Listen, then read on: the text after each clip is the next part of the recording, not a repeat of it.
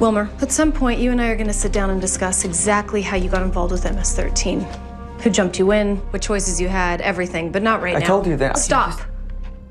We have you on camera.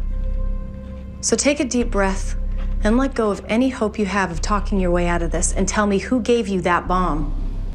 Wow. All right, that's Missy Peregrine getting tough with a suspect in the new CBS series FBI. Yes, also in the clip is Zico Zaki, another star of the show that debuts tonight right here on Channel 3. Missy and Zico, we are so happy. We know you're joining us from just down the road in New York City. Welcome to Better Connecticut.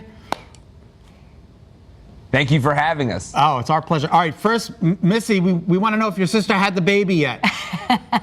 She did. She had the baby, and it's a little boy, and everybody's healthy. Yes. Congratulations. Yes. That's great. I'm the luckiest. All right, so the show is intense. Let's get to it.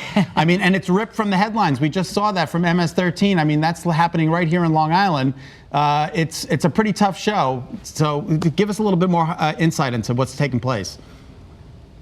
Yeah, you know what I just remembered actually is that when we were filming the pilot, there was also news about there were bombs. Remember that there were bombings as we were filming it. So, you know, just an example is we're taking things that that could happen, and it's very realistic. It has happened. It's going to trigger memories for you or experiences that you had with this already.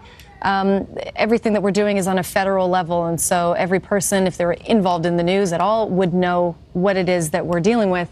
Which makes it really intense, actually. We have 45 minutes to tell a huge story. Yeah.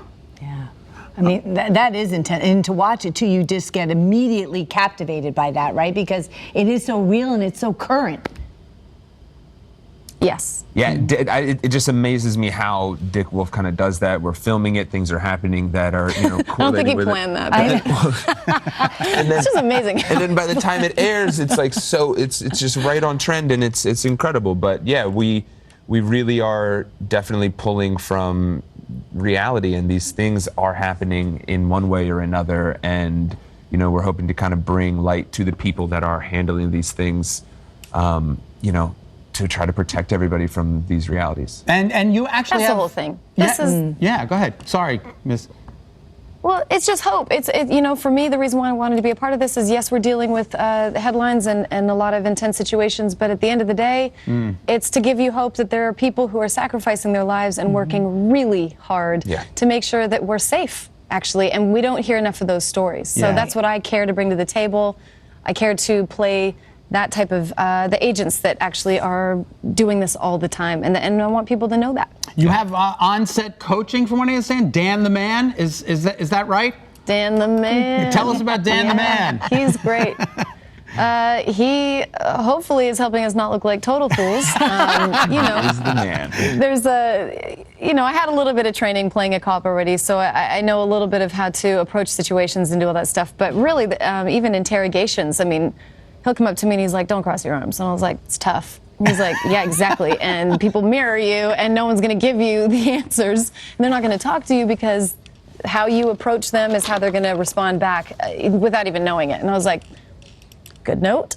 Wow. So there's a lot of things I'm learning and just how to talk to people and how they would handle the situation. So yeah, it's really great to have him on there, because if he, you know, we finish a scene and it's like, "Dan, how do you feel?" Dan, where are you? So then, Director, let's get this. Dan.